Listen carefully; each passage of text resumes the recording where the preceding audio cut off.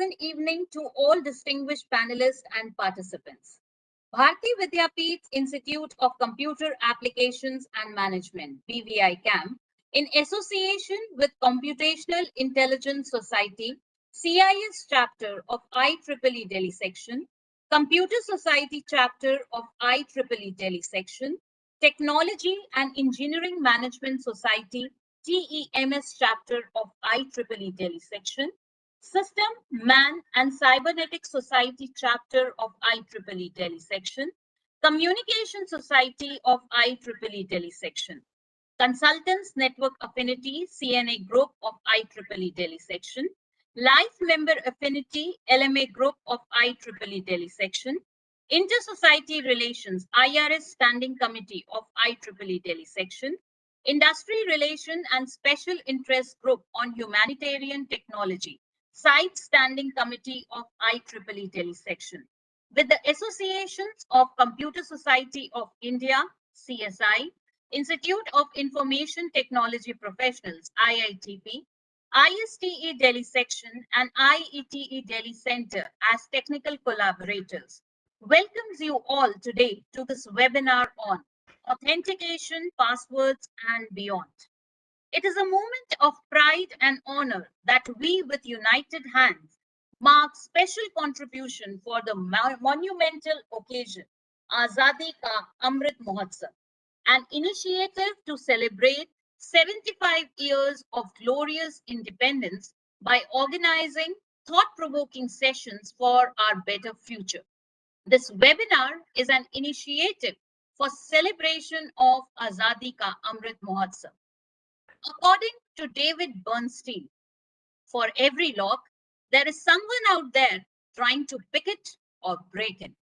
This quote indicates the importance of authentication types in the current world. We all know that password is the most basic and most popular approach towards securing our devices and applications. Can using passwords alone make us secure? In the current evolving cyber threat scenario, in a world where zero-day threats are becoming the new reality, having even a strong password is not adequate. So what are the various authentication technologies available to secure our IT infrastructure?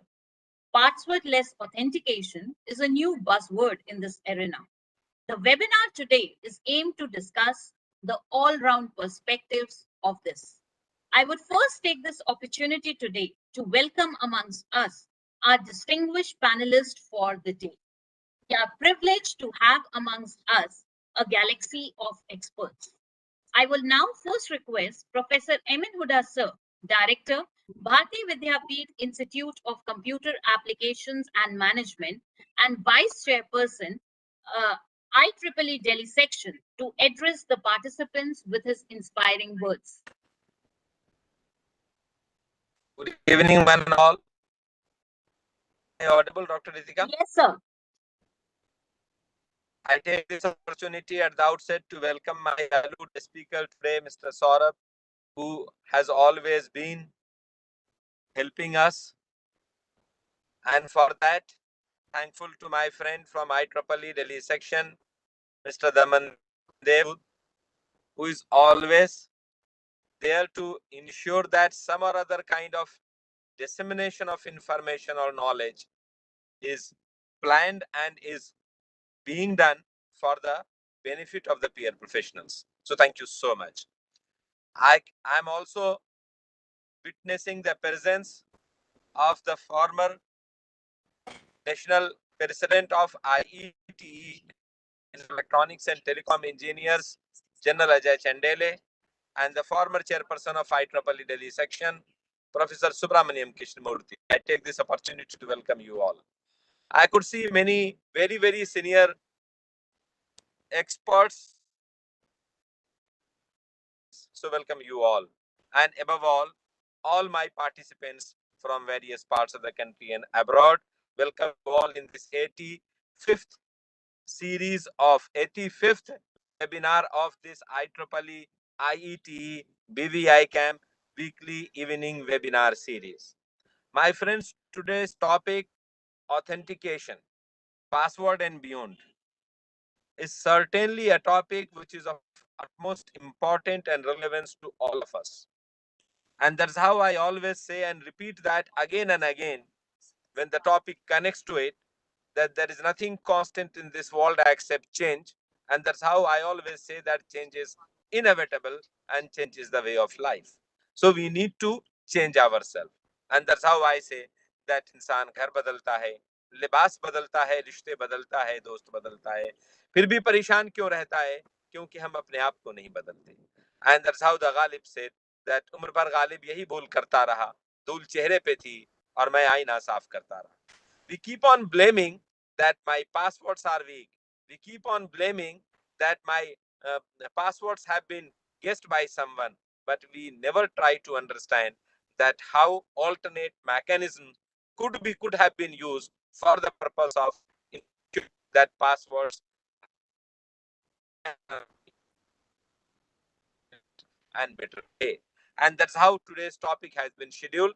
And the beauty and the uniqueness of today's webinar is it is in conversation mode, for which my friend Mr. Daman has readily agreed to moderate the session. As I'm traveling, not reach, I do not know how much time it takes because today huge traffic I'm witnessing. So we'll speak later at the towards the end of the session. Would like to hear more from today's experts in the conversation mode. So let's welcome them and enjoy the session in conversation mode.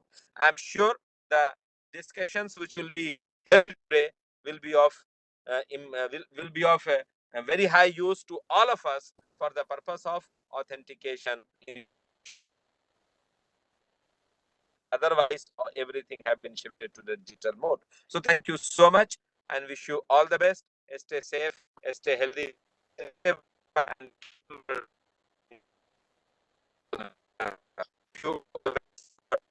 all of you, Dr. Ritika. Thank you, sir. I would now welcome amongst us our expert speakers, Mr. Saurav Sharma and Mr. Damandev Sood, sir, with an e-bouquet.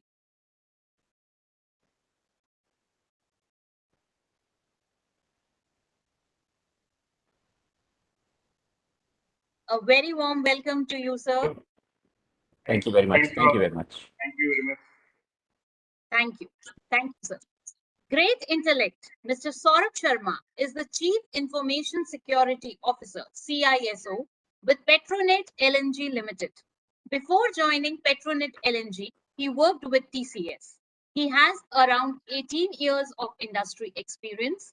His research interests include cybersecurity, software development, and project management. He is also a registered Prince 2 practitioner, EC Council Certified Security Analyst, and Certified Ethical Hacker. He received his BTech in IT from GGS-IP University and did MBA in IT Management from Jaipur National University. He is a Chartered Engineer Fellow at Institution of Engineers, Senior Member of IEEE, Life Member of Computer Society of India, and member of the Association of Computing Machinery, ACM. He is also a co-op member of the Executive Committee of the IEEE Delhi section. We also feel honored to address our another intellect speaker for the evening today, Mr. Damandev Sood, sir. With over 37 years in the industry and over 18 years in the resilience domains, Sir is a certified international and corporate trainer with over 10,000 hours of training or teaching experience. In his professional journey with corporates like TCS, Zansa, Continuity, and Resilience, City Innovates, he has played various senior or executive roles like principal consultant, group head, practice head, COO, CIO, VP, board member, etc., and is currently working with EY as Program Director, Operational Resilience. He has traveled or worked in over 20 countries. A speaker and an author of over 3 books, Daman sir has served clients in various industry sectors like government, IT, banking, financial services, insurance, telecom, marine, manufacturing, pharma, etc. On his journey, he has also won multiple national and global awards, including ILA's Global Outstanding Leadership Award 2021, BCI's CNR Business Continuity Manager of the Year Award India 2009, BCI's Merit Award Global 2012, BCI's Continuity and Resilience Contributor Award Middle East 2020, DRII's Lifetime Achievement Award 2021 and finalist for 2022, BCI's Continuity and Resilience Contributor Award Global India and South Asia 2021. He has also been inducted into the BCI Hall of Fame. Not only this great visionary, he has also spent considerable efforts on his pro bono work also, in which he is mentoring with IEEE, MentorCard, CameWise, etc. He is also the chair of the Computer Society chapter, chair of the PNRP, Standing Committee IEEE Delhi section, and IEEE Delhi ambassador. I am privileged to welcome these great visionaries today to this session, and I now request my experts to kindly enlighten the House. Thank you very much, Dr. Ritika. Thanks a lot, IEEE and BVI CAM to provide us this platform this evening. Saurav, welcome to the show. Thank you. Not a show, but a program. I have a couple of questions in mind, so I'll keep asking one by one. I guess you wish to use slides also, so wherever you feel, please share your screen also, or you can share it continuously and we can keep talking. You're a senior member of IEEE, so the first question comes like that. What is your experience, and just a couple of minutes, please, with IEEE, or what value do you see in being an IEEE member? First of all, thank you, Daman sir. Thank you, Professor Ritika. Thank you, Professor Huda. Thank you, BBCIM. Thank you, IEEE, to provide me this opportunity to share my thoughts with this esteemed, knowledgeable gathering. I joined IEEE around 15 years back, and I have attended many webinars conducted by IEEE and get the knowledge from it. And I have attended many webinars organized by BVI CAM from various aspects of technologies. Various experts has given me the opportunity to learn, to know more about the technologies. IEEE provide me the opportunity to interact with industry peoples, with academia. So IEEE is naturally helping me in growing in the field of technology, giving me lots of information. Thank you very much, Saurav. The first question in the evening has been kept for authentication, password, etc., etc. Right. So what comes to mind is, what is authentication and what are various factors of authentication? If you can throw some light around that, please. So authentication is basically identify a particular user or process or device which is a prerequisite to allowing access to resources in an information system. We are living in a digital world, and a system or a machine can only understand who are you and what authorizations you have to access the resources. Mm-hmm. A common example of authentication is entering a username and password in a website, which basically enables who are you, and that is actually you accessing the website or someone else is accessing in the name of you. Okay. Another example, we are using authentication in our mobile also, like we are using passcode, touch ID or face ID for Yeah. day-to-day operations in our mobile. That is also a part of authentication. Right.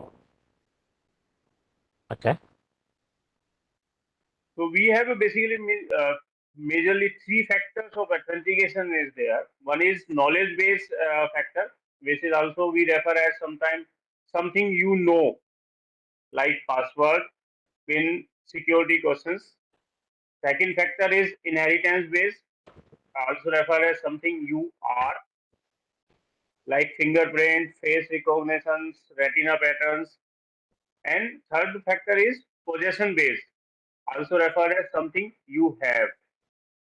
So either we know, or either we are who we are, and either we something have to authenticate ourselves on the system.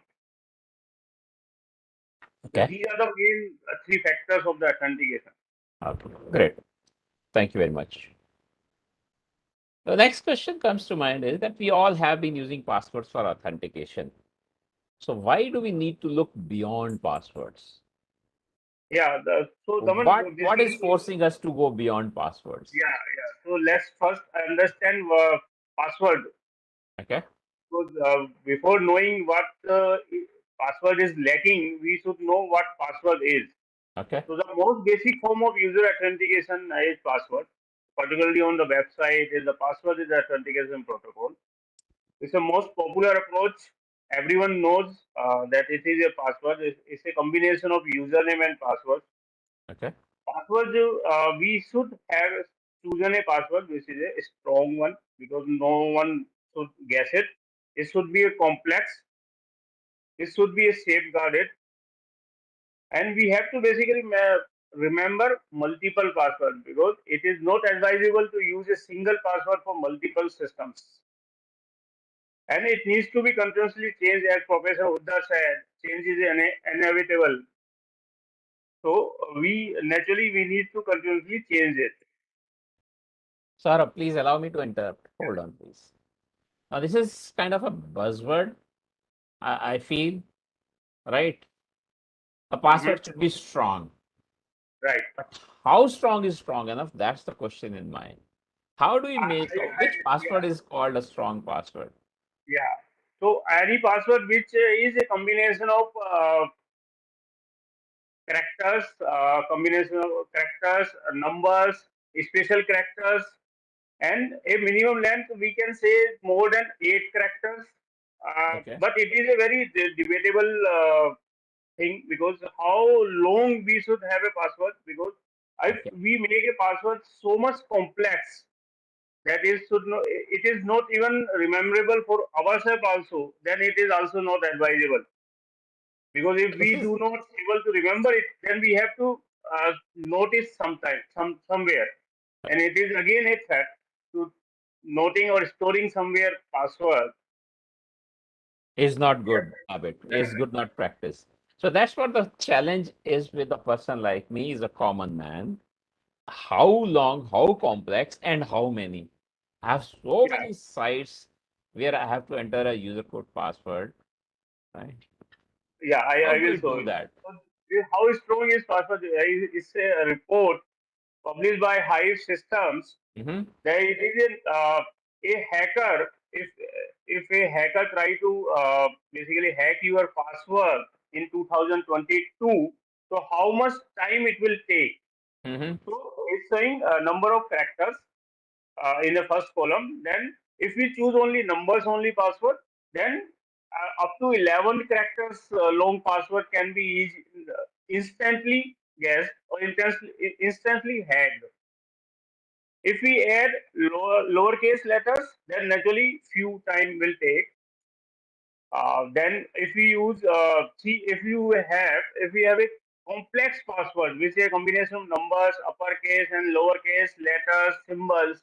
Even then, if it is a length of the password is up to 6 characters, then it can be instantly hacked. And it is using a normal algorithms for hacking. We are not talking about quantum computing here. So you can see we should have a complex password, and we should have comfortably around 10 to 11 characters minimum long. Then it will take 5 months or 34 years. If we use 11 characters, then it will take 34 years to crack. That is, you can say safely. You can change, and because we have to change it regularly, so we can have even 10 number of characters password also. But Okay. again, password should be rememberable, and it should not be shared with many applications. Same password should not be there for all or many applications. So you should have a multiple passwords. Okay. So So, after having a multiple passwords, right. it again gives a Can we stay with the slide, please, Saurav? right, This is interesting slide. While the top left is also kind of too good to believe, instantly could someone do? At the same time, the bottom right also appears to be too good to believe. 438 trillion years. Again, a common man. Generally, as I recollect, anyone, when I have to create a password, any system, any website, etc., it says the last column if we say numbers, upper and lowercase letters, symbols or special characters, a mix of these. But the length is said to be about 8 characters, right? yeah, Which, if you look at this table, is giving a hacker only 39 minutes. So to me, it's only right, 30 minutes, 39 minutes security. yeah. Because every I'm day-to-day scared now. evolution, day-to-day evolution in technologies basically empowers not only ourselves, it Mhm. also empowers hackers also.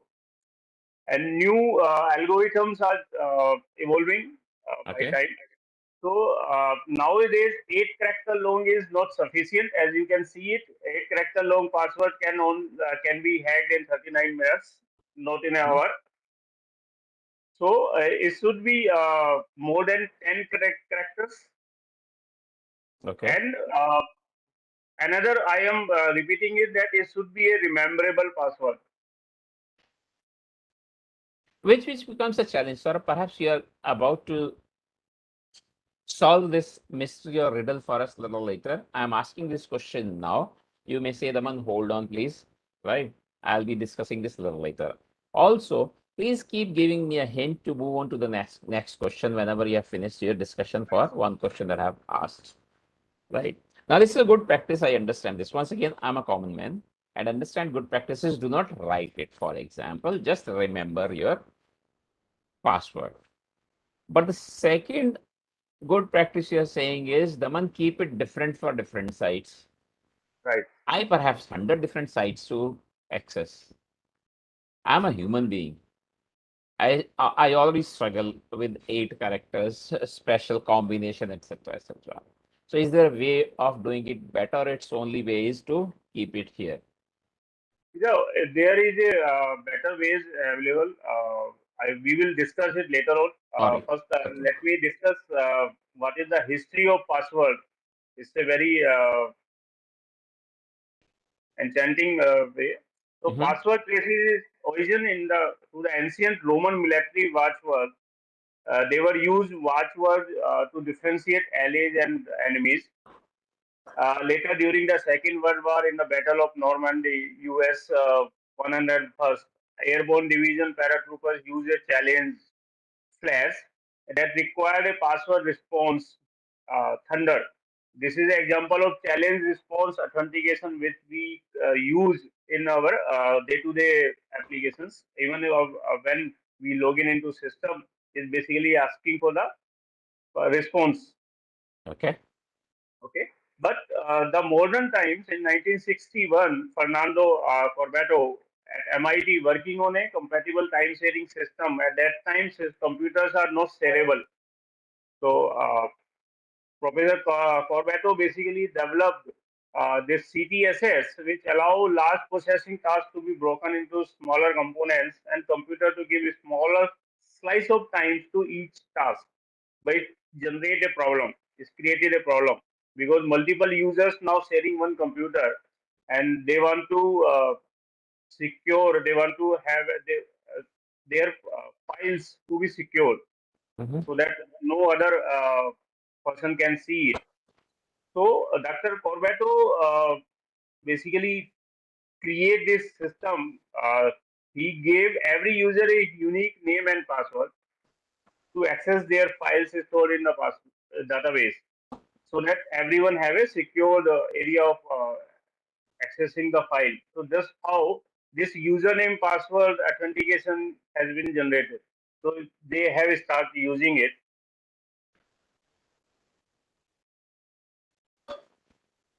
Another challenge, Daman, not only for users but for developers also. They want to store password in the database for later on authentication, and Mhm. you know, storing a clear text password in the database is again a threat. Anyone can access the database and can basically store the passwords. Right. So they have to do hashing, they have to do encryptions.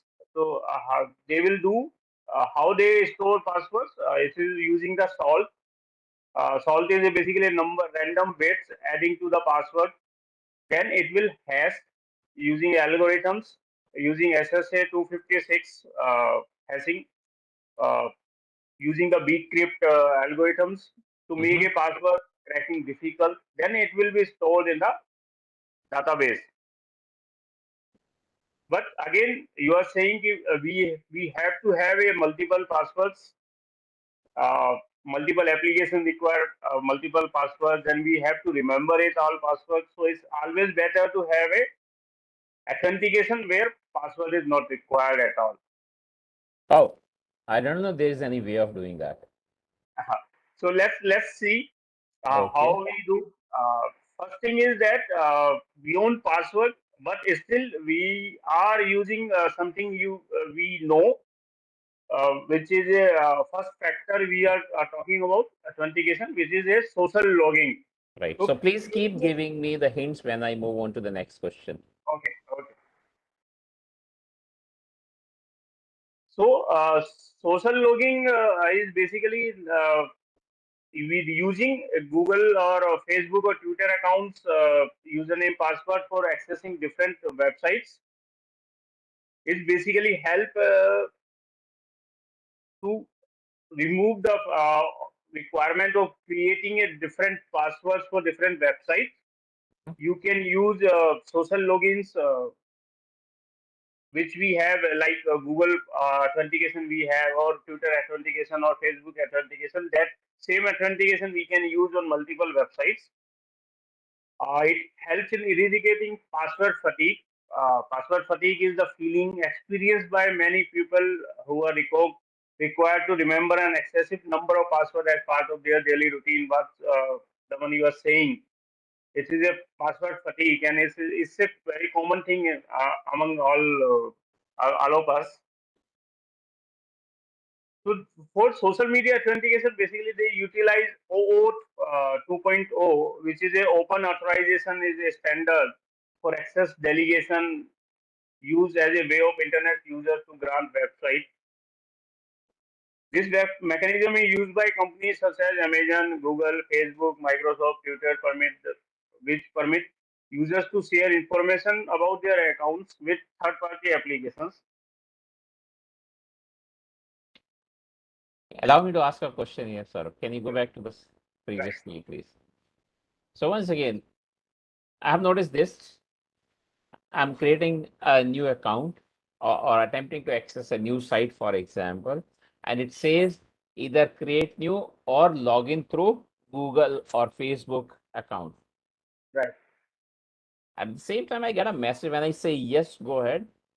Hmm. I can't recollect exact wording that comes, but it gives a warning that this new application is attempting to access your Facebook account, maybe your contacts there and photos, etc. I get scared and I say no. I'm happy to create another new password actually for this site. Right. So there's the problem there.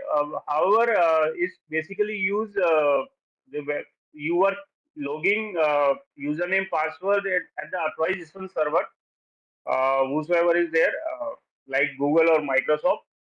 So how it authentication flow, the application or the website where you are creating a user or you are trying to log in, it gives the request to the authorization server, Right. and user will log in on the authorization server itself. So you are not logging in the application site, but you are logging on Google or Microsoft site, and then it gives the access. It will not share your username or password to the website. It will share the information whatever you allow them to share it. So when we give grant to of my social accounts to access the my website, it will ask for the uh, parameters or the features which you want to share it. Okay. Okay. Okay. After that, when it gives the access, the application and the user will interaction is started. Mm-hmm. So how you can manage what information I need to share it, and what information I want to keep it secure. So Okay. basic two information is only one information is required. One is your username, and second, it gives a token or a access which says that you are authenticated. It doesn't require password. It doesn't require your photos. It doesn't require your contact details. Though many websites or applications requested for enriching their database to giving the customized services to you, Right. so that it can have a better understanding of a user. All right. Okay. Okay. Yeah. So next question. All right. Thank you very much, Saurav. So what are the different options available in this knowledge-based authentication factors? Yeah.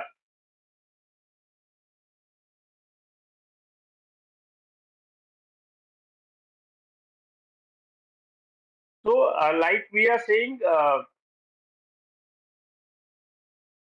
knowledge base have a password, social security, social logins, pins, questions.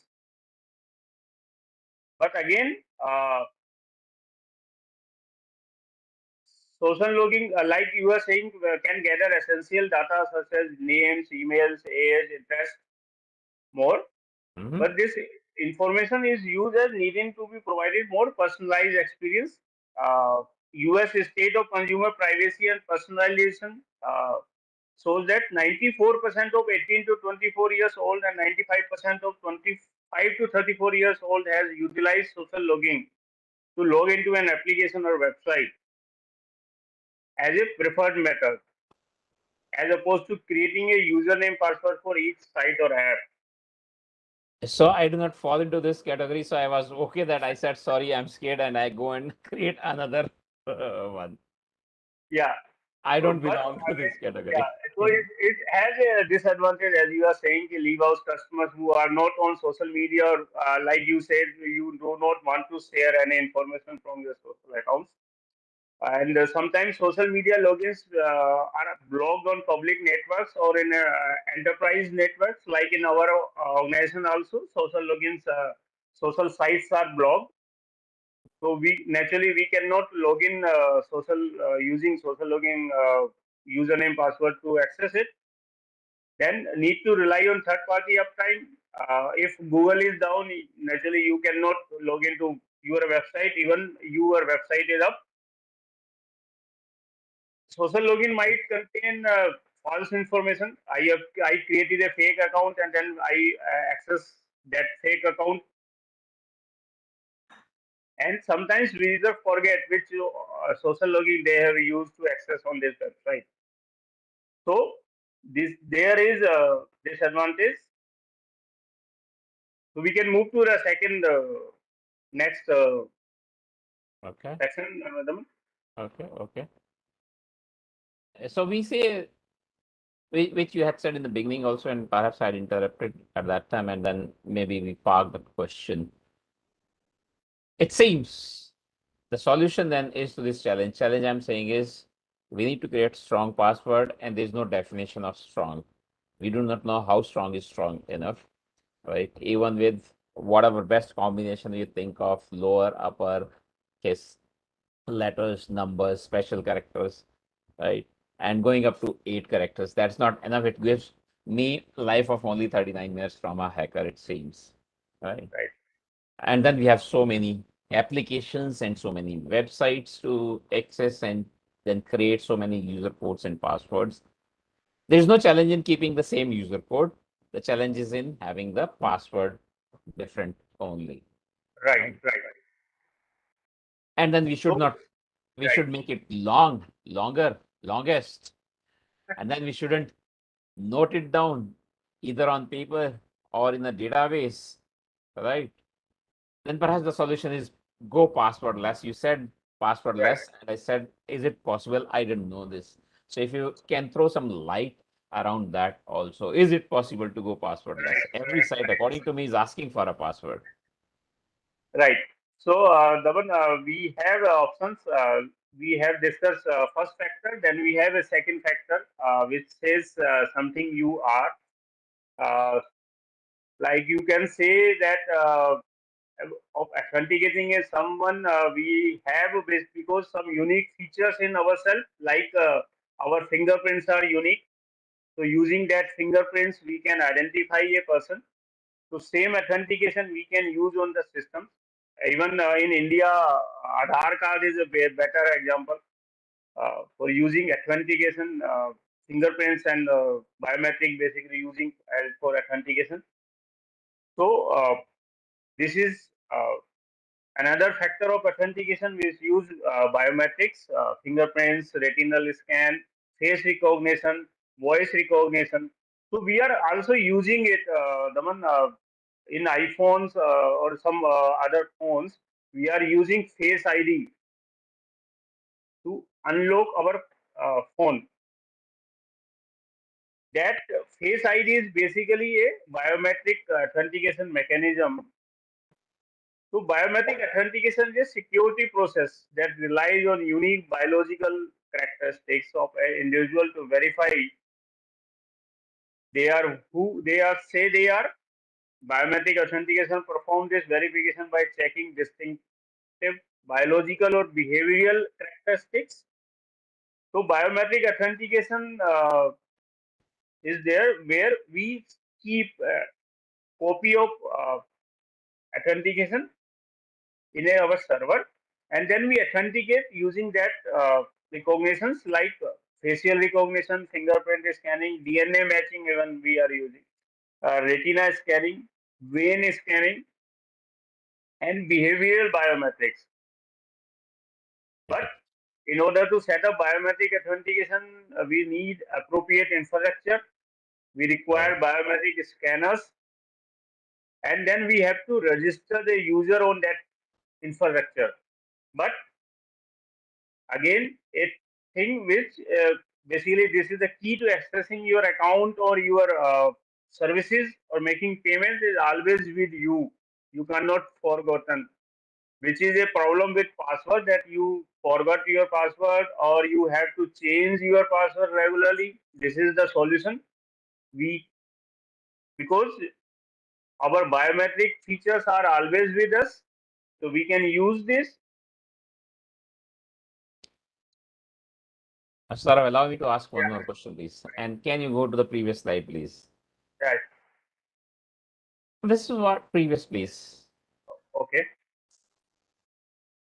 Yeah. Yes, this one. Now, this, if I recollect, I have 30 years at least, I would say that fingerprints are unique. I would have heard this. And I Mhm. still have doubts around this.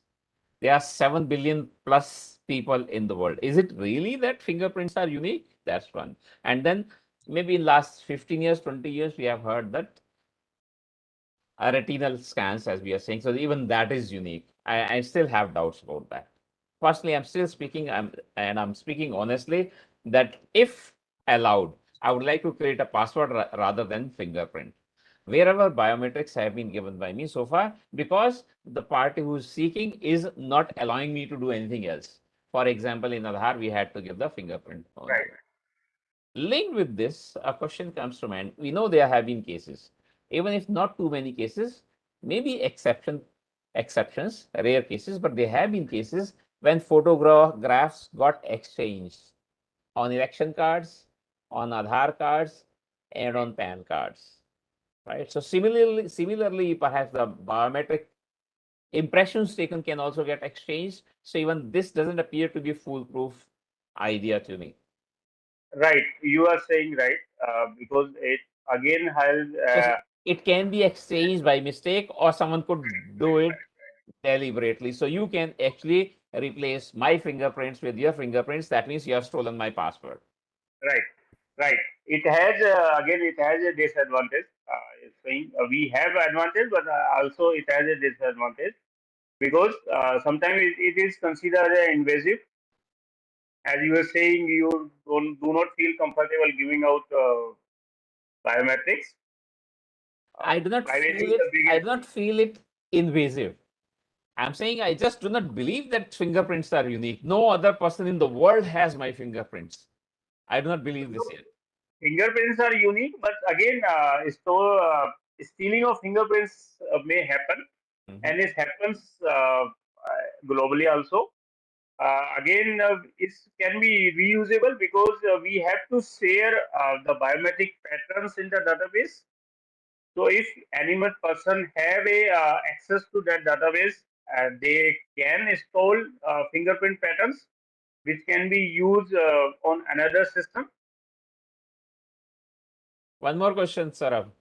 Right. Linked with this, we know our fingerprints, right, get distorted for sure. As we grow old, fingerprints go bad, right? So there are Right. sometimes cuts in the fingers, and then our fingerprints are not matching. While my password, as long as I recollect it, as long as I remember it, it's forever. Even if I'm 100 years old, I will be able to use it.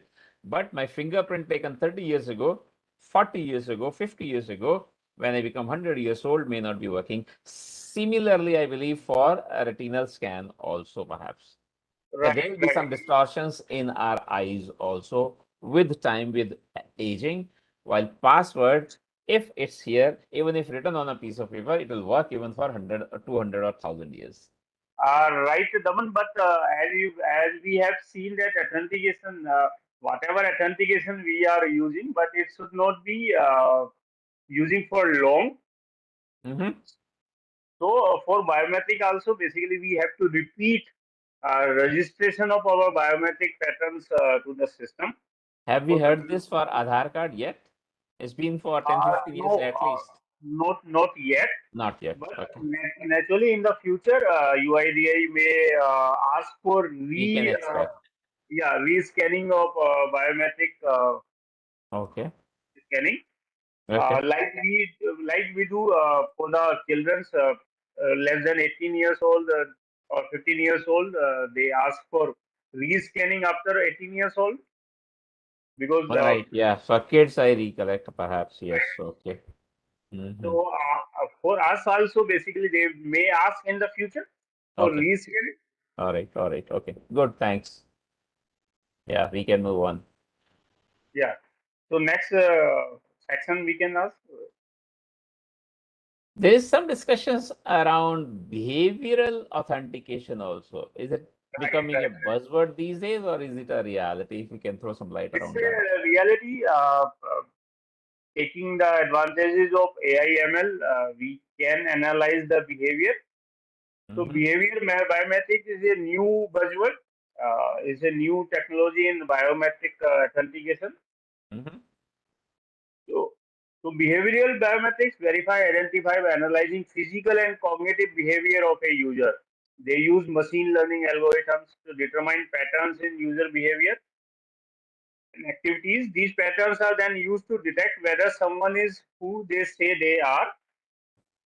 A key benefit of behavioral biometrics is that it works passively in background of a user web or mobile session to monitor thousands of parameters, such as the way a person hold the phone, or they scroll, how toggle between fields, thereby minimizing the friction in the user experience.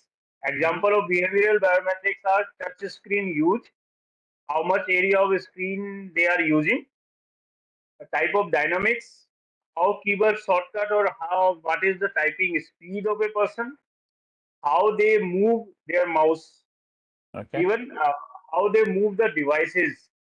Okay. This type of basically biometrics is a very advanced or very you can say very it is now starting trends in the US. Banks are using it, behavioral biometrics, Mhm. along with all other authentication. They are using behavioral biometrics to Okay. identify their users, uh, because they have seen that it is very useful in preventing the fraud. Okay. They analyze their customers' behavior, and they then identify these patterns with any new person is doing any transaction. So naturally, their way of doing is something different. All right. So banks are able to identify that it is a new user or a new person Okay. which is trying to imitate our customer. So they are using this behavioral biometrics in preventing frauds. However, Oh, it is a very starting stage. Uh, Only financial sector in US or European countries start using it. In okay. India, it is not available as of now. Mhm. Uh, Indian banks are not using it, as per my knowledge. Mhm. But naturally, in future, uh, this type of behavioral patterns analysis may comes in India also for Okay. preventing financial frauds. So this is a new thing. All right. So it cannot be used as a standalone authentication, but it Mhm. can help in identifying or verifying a user. Okay. So this is behavioral biometrics, Okay. Do we have any other options for passwordless authentication? right? One So is biometrics. yes, Second is you said behavioral right, patterns. Do we have any other options also? right. So we have third factor of authentication. We have discussed three factor of authentication in the earlier. Mm-hmm. So we can use third factor, which is something you have, just like identifying a person in a physical world. We have PAN card, we have Aadhaar card, we have uh, voter I card. Right. Similarly, in systems also we have proximity badges, I cards. We have Fido compliant keys in physical form. Then in software forms, we have software tokens or certificates. We have few applications which is installed on mobile phones which used for authentication.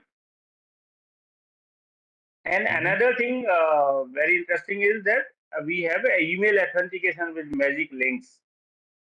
Okay. This is something new Yeah. to me. So, yeah, first we discuss how proximity cards or readers use basically RFIDs to communicate wirelessly. It is Okay. used in many IT companies or corporate world where their iCards works as a smart card. They Mhm. use for authentication for not only for entering the premises, also it can be used for authentication on the printers. Mhm. Authenticating even many corporate worlds has a authentication mechanism for their cafeteria also, where they can use their smart card for getting any items. Yeah. So these proximity cards or smart cards basically use in physical security. Mm-hmm. So smart card, how smart card is different from proximity card? That smart card authentication is two-step login process. Mm-hmm. The smart card stores a user's public key credentials and a personal identification number. So when a user show the smart card, is also enter the PIN on the card itself. So it's a two-step authentication with a smart card.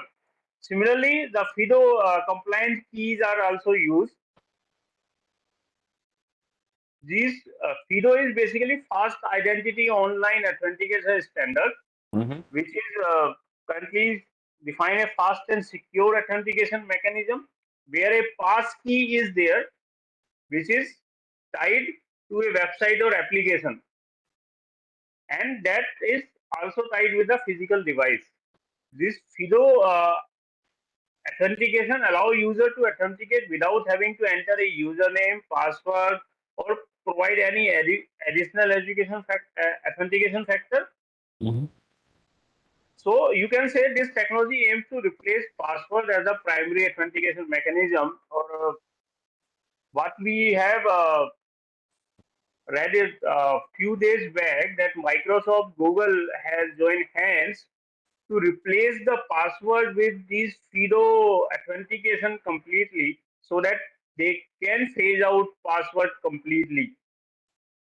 So every user have a Fido compliance either card or Fido compliant software in their phones, so that can be used for authentication. These applications have a different you can say registration for different application or different website. In even we can use it as a secondary authentication for accessing our Gmail or Microsoft sites. They are currently allowing it. We can enable the two-factor authentication where we have a application authenticated application on our mobile. So whenever they ask for the uh, password, after entering a password, it will ask for the approval or deny on my authenticator application on my mobile. So if I allow it, then only it allow me on the website. Otherwise, if I deny it or if I do not have my authenticator in my, it will not allow to enter on in my Gmail. All right. All right. So basically, device has two roles that compliant devices. First, user registered with a relaying party. The device generate a unique public-private key pair. This includes the user's phone and computers. So it create basically pair with the requesting application like Gmail Mm-hmm. and my mobile. So whenever user log in into relaying party in the future, the device generates a signature using the private key, and that private key, that public key pair, private public key pair is authenticated on the server itself, on the Gmail server. So it check that yes, it is a registered public private key pair and it is coming from a same mobile devices, because it has a hardware ID also along with that pair.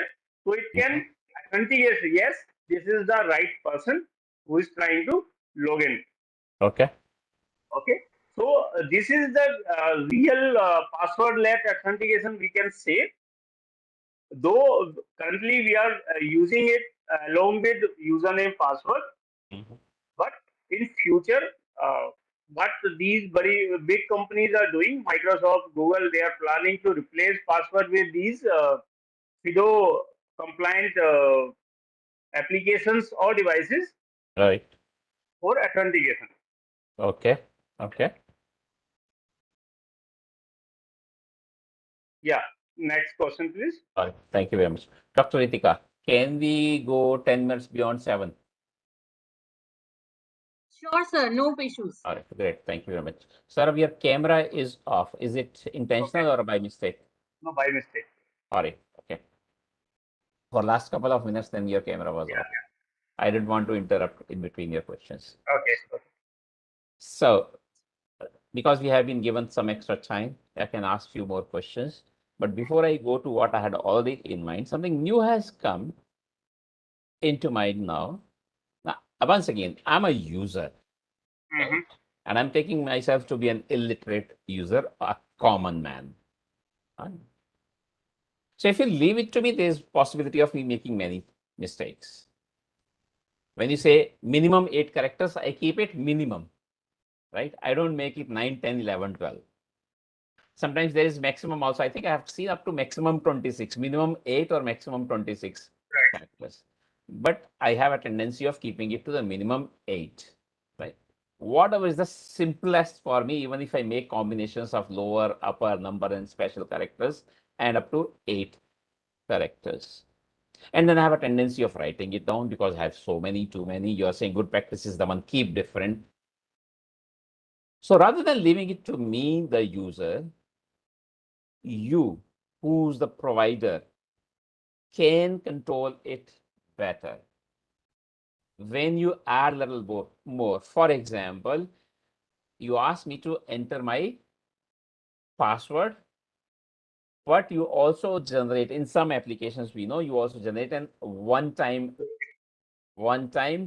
pin for me. The moment you enter that also, then only you are able to go ahead.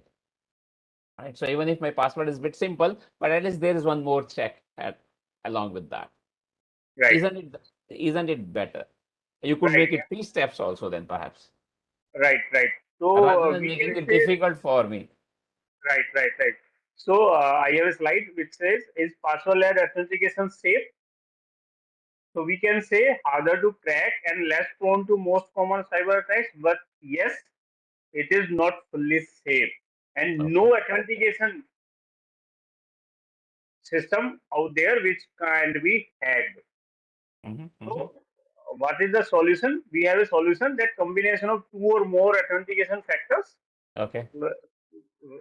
Uh, right, you are saying they have a PIN or Right. OTP along with Right. password.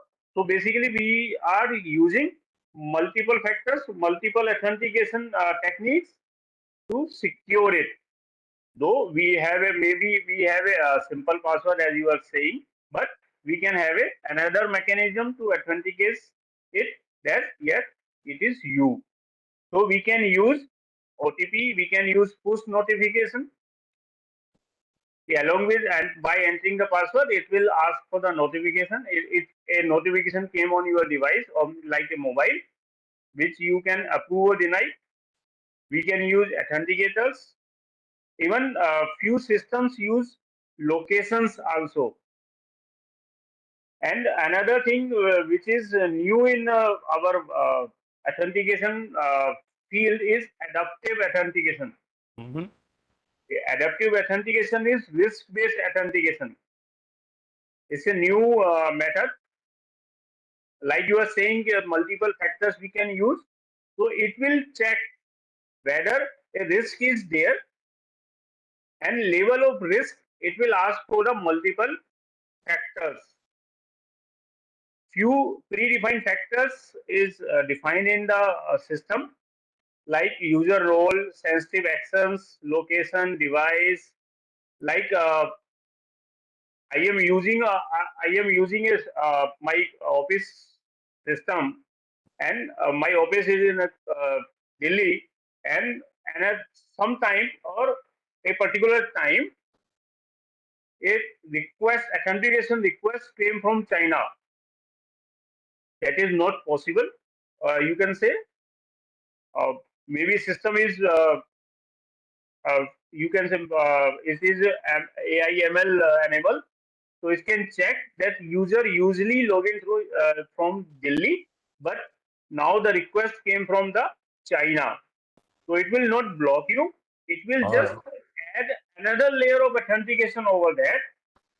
When you log in from Delhi location, it will ask for username password.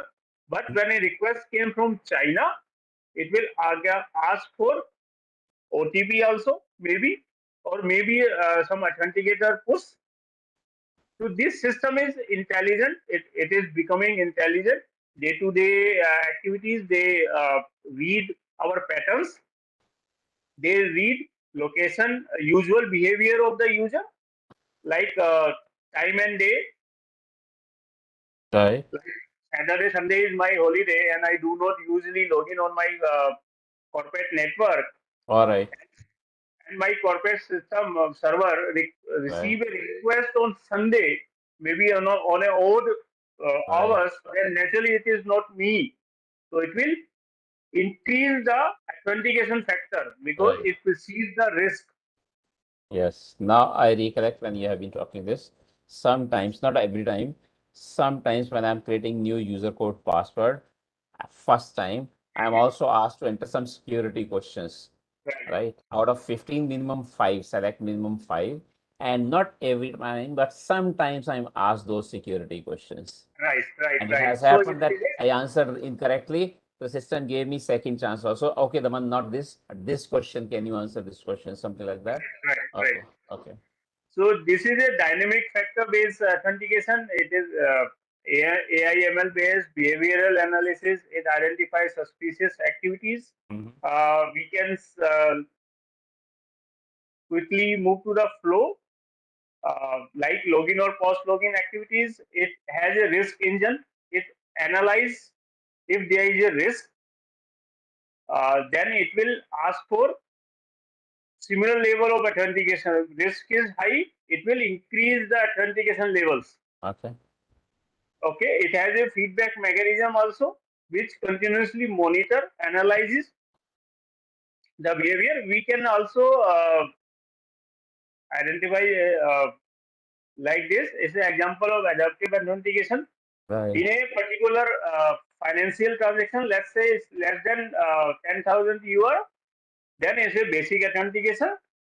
It will ask for username, password, and then it will authenticate it. But if transaction amount is greater than 10,000 euro, then it will ask for, along with basic authentication, it will ask for SMTP, OTP authentication also. All right. So this dynamically assigning the authentication factor is decided by the AIML technology. All right. Okay. So we had perhaps experienced this type, but we didn't know that it was called adaptive authentication. So we are learning some new Right. terms also. Good. Thank you very much. So But let's conclude it. Or no, you I have have a couple of something? other questions, if you don't mind. We have few Right, extra minutes provided by Dr. Ritika. There is one more buzzword, Saurav, which is blockchain. And right. generally, anyone and everyone, perhaps, and that's again as a layman, I don't understand what blockchain is, but I'm given to understand anything related to security, blockchain. The moment we will implement blockchain, the moment blockchain is coming up. So if you can throw some light around that, if it is reality with respect to authentication, the password and beyond the topic that had been kept for the evening Right, discussion. right. It's a new things are coming, but it is generally coming in the IoT devices or the drone-like devices where legacy authentication system fails because a drone cannot authenticate itself using username and passwords, or a IoT device, which is now a reality in industry 4.0. So it is used for blockchain authentication. Is used for drone authentication, where first, whenever we assign a drone authentication process, we do a smart contract because it's a blockchain authentication which works on crypto authentic algorithms. So first, we have to do a smart contract for identity management. Whereas this drone is authenticated drone, so they do a multi-signature smart contract. Then registration happen. That drone, nowadays drone is a very common thing for photography, Mhm. and few times in a sensitive areas you have to authenticate these drones, whether it is a authenticated drone or a maybe a third party or maybe a enemy is using that drone for scanning your system. Right. So you can use it for that drones authentication. In previous days, we heard in the news that Pakistani drones has been identified in Indian geographical limits. Mhm. So how they do defense sector is basically using blockchain authentication. Uh, they register our drones which are authenticated with blockchain technology. They apply for authorizations. The administrator of the blockchain give them basically a signing document type of things in a digital format, which is a key, again, a private public key pair, which Okay. assigned to the drone. And whenever drone is coming nearby to a establishment, is challenge what is your authentication, and these communication happens on the blockchain technology only. Mm-hmm. And drone transfer the keys or the contract the document which is in a blockchain format to the administrator. Then the administrator allow it. Yes, it is a authenticated drone, which gives the authorization. Yes, you can fly in this area. If you do not have a authorization or if you are not authenticated, it will deny your access. Yeah. Blockchain use public key cryptography like bitcoins and another cryptocurrencies using it. Mm-hmm. When blockchain authentication with blockchain authentication, the personal information used to verify someone's identity is stored on the blocks as like name or unique identifier numbers. And this verify identity by looking at decentralized public identifiers and comparing them against the current credentials or identity and individually trying to verify. It is used, as I told you, it is used for IoT authentication. But again, like other authentication systems, it also has disadvantage because you require first is blockchain infrastructure, then scalability is a issue because when more people or more nodes join the network, the chances of slowing down is more. Mm-hmm. And nowadays we are talking about sustainability. So blockchain technology you consume too much energy because Mm-hmm. every time the ledger is updated with a new transaction, the miners need to solve that problem and mines and it use the loss of computing power. So Okay. it is distributed on different nodes, but yes, it requires loss of computing powers and just use a too much energy. Okay. And another thing is that there is a privacy concerns with the blockchain also because the data once written cannot be removed. Mm-hmm. Every person on the earth has the right to privacy, but because it is not your data is not stored on a public or central location, it is spread over various nodes. So there is no mechanism right now to erase your privacy data in the blockchain. So this has also a disadvantages using the blockchain. Okay. So you can say the best way of authentication is that we should use a combination of various factors available so that we Hold, have a hold, real, yeah. hold on, sir. I think that was my next question or last question. If you have completed this slide, then I'll go to the last question. Right, I completed this. Great. Thank you very much. So thanks again, Saurabh. We are coming to the end of our time. So my request would have been, we learned a lot in last 35, 40 minutes or so, But while leaving, if you can just summarize once again, give us 1, 2, 3, 4, 5, 10 tips, good practices around our passwords. Simple, practicable. That will be very good for us. And that'll be the last one. Right. So, like we have seen, there is a no authentication system out there which cannot be hacked. So, we should have a layered security whenever there is a system uh, that provide us for multiple layer security, like multi-factor authentication. We should enable it. Many software as a service applications like Gmail, Hotmail, providing my multi-factor authentication. Even our bank's sites also provide multi-factor authentication. So Right. we use password along with the OTP mechanism or authentication mechanism. So we should enable it. Nowadays, we are storing lots of information in our emails, and which is generally mostly on Gmail or Hotmail type of solutions. So we Right. should secure our emails applications. So it's always better to have a multiple authentication for password, strong password. So we can choose a phrase of we can use for as a password. We can use a whole phrase as a password, or we can break up. We may break up the phrase into various components, and then we use the password on various system using the different segments of the phrase. All But right. we have to basically remember which phrase is using on which system. Which I will Another write on a piece practical, of paper. right.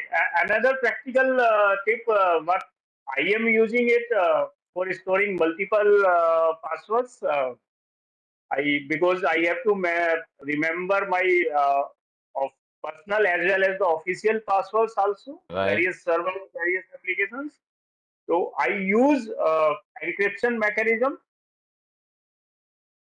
I have developed one coding, and then that code I have written on the on a paper or on a in my mobile. I cannot I do not write down the whole password, but I write a small piece of fraction of the password, which I usually change it regularly. Your own Morse code, is it? Right. So that's I use for storing my password. So So that's for me. one more coming to mind now, Saurabh. Again, I said last one, but one more. Many browsers are saying the one store, yes, this password is stored. Google is doing that, and Edge is doing that. Is that safe? Shall we say yes to No, that? no. I have seen in Edge is storing the password in clear text. Mm-hmm. You can recover it. If you can recover it, then naturally any application also recover it. Correct. So Okay. So there that's is not a various. advisable.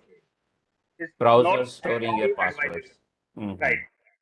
Hmm. And I thought it was making my life easy. I don't have to enter. I don't have to remember.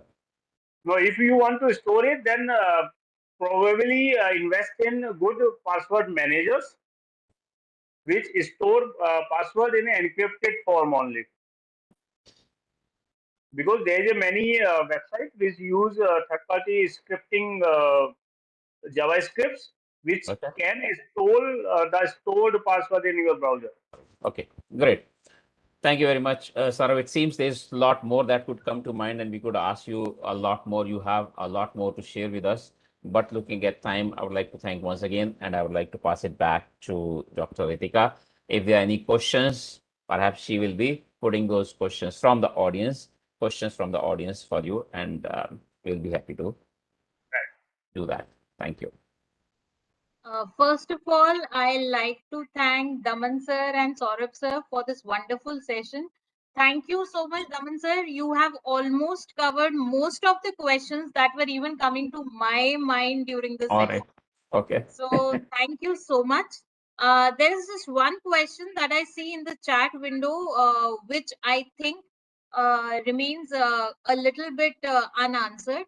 One of the participants will like you to shed some more light on identity theft, including biometrics. Like, how can we protect ourselves from that? In biometric authentication, major part of security lies with the infrastructure. How secure they storing your biometric patterns, biometric data. We can use few precautions we can take whenever we are registering or assigning our biometric patterns. Ensure that there is no additional devices or additional scanners attached to the system which can read or store your biometric patterns, because most of the things lies with the infrastructure itself, how they store it, Right. how they make it secure your infrastructure. Absolutely, sir. So once again, thank you so much, Daman sir and Saurav Sharma sir, for this wonderful session. I would, with this, we come to an end to this wonderful session.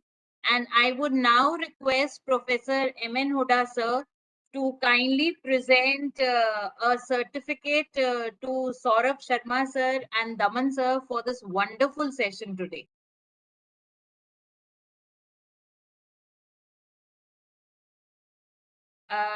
M.N. Huda sir.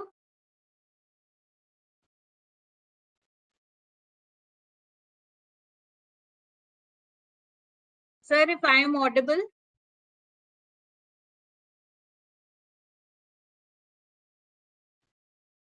Sir is connected with us, but I think there is some problem. You can understand. So there are some technological challenges sometimes. Yes, sir. So, Huda sir, if you can hear me.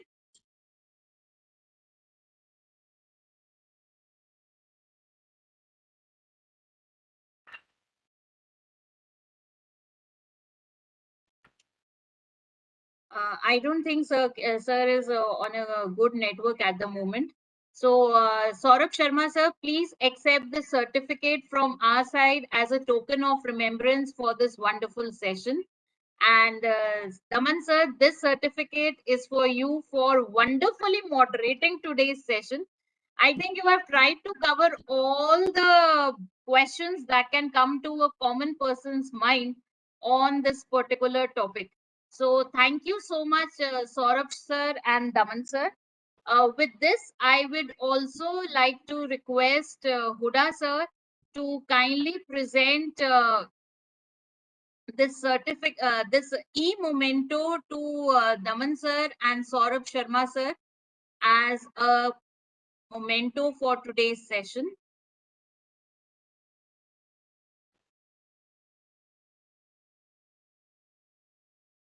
So Daman sir, this e-memento is for you as a token of remembrance for today's wonderful session. Thank you very much.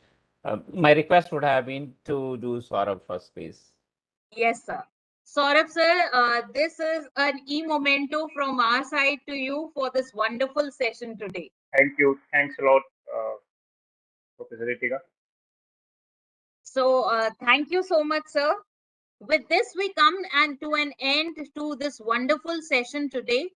Thank you so much, my dear expert panelists, Saurabh Sharma sir and Daman sir, for giving us this wonderfully insightful session today. I thank you once again for sharing your knowledge today with all our participants. So, dear participants, with this, we come So, to Dr. an Ritika, end. we can take your leave. Yes, sir. Thank you very so much. Thank you. Bye-bye. Thank you, sir. Thank you. Thanks a lot. Bye. Thank you, sir. Thank you so much. So, dear participants, with this, we come to an end to this wonderful session. I thank all our distinguished panelists and participants who have continuously supported us through this webinar. A big thank you to all of you who have joined us today on this big day. The feedback form link has already been shared in this chat window, dear participants.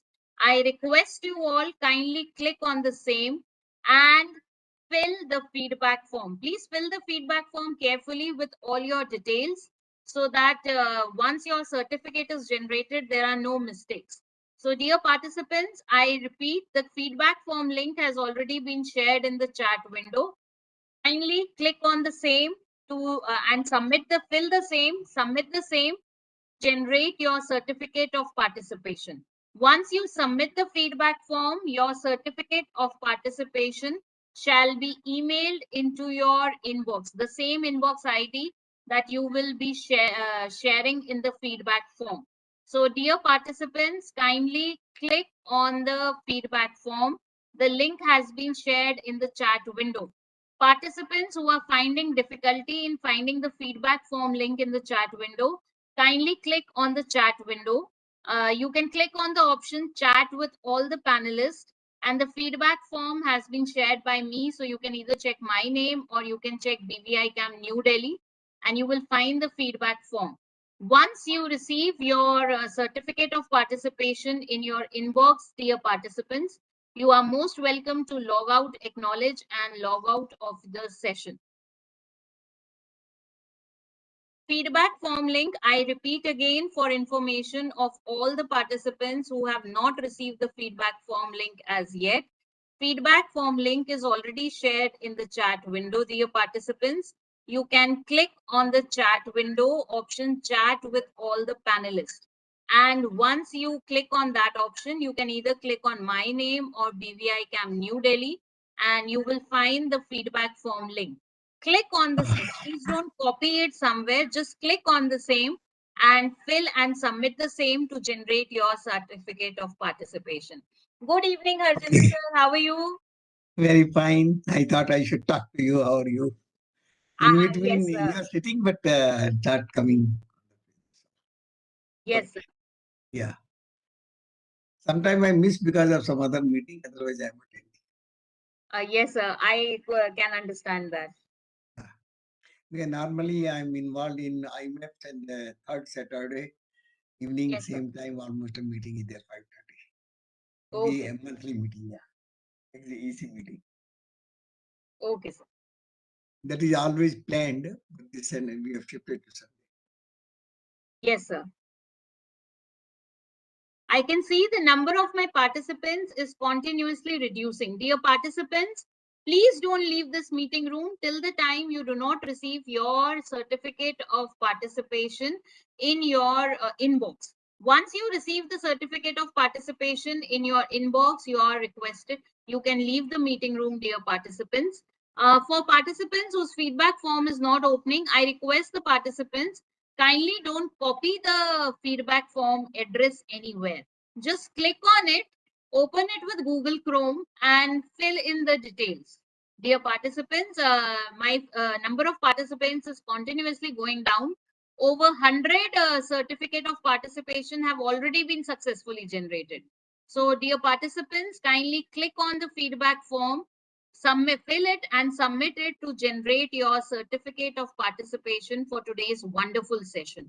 Once you receive your certificate of participation in your inbox, you are most welcome to leave this meeting room with a promise to join us back next week with another webinar of ours on another important topic of the present times. Thank you, Dr. Husam. It was wonderful having you today.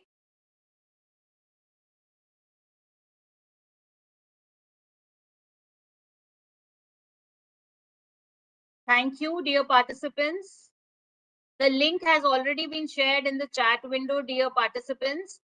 The participants who have still not found the link in the chat window, I request them click on the chat window option or chat with all the panelists. And once in that window, you can click on the name BVI Cam New Delhi or my name, and you will find the feedback form link.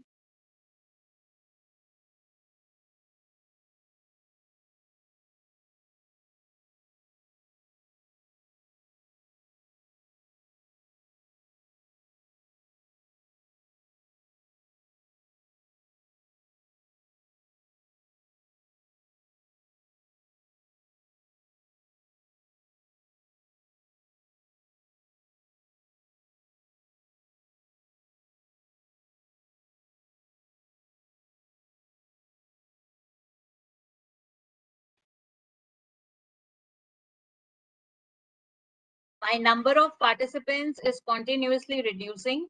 I hope all the participants have submitted the feedback form and are only waiting for their certificate of participation.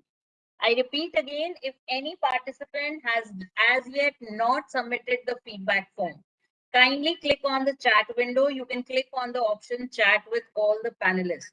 In that case, you will find the feedback form link shared by BVI Camp New Delhi or by my name. Please click on the link and fill and submit the feedback form.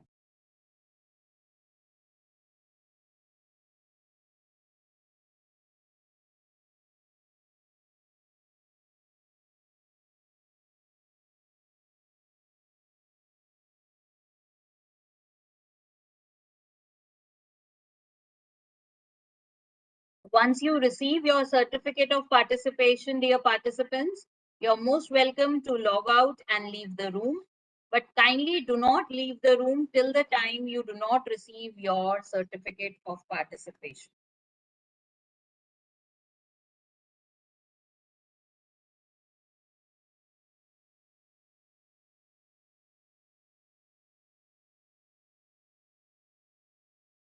The link is already there in the chat window, Dr. Arumugam. Please click on the option chat with all panelists. BVI Camp New Delhi name and the feedback form has been shared in the chat window. So you will find the feedback form.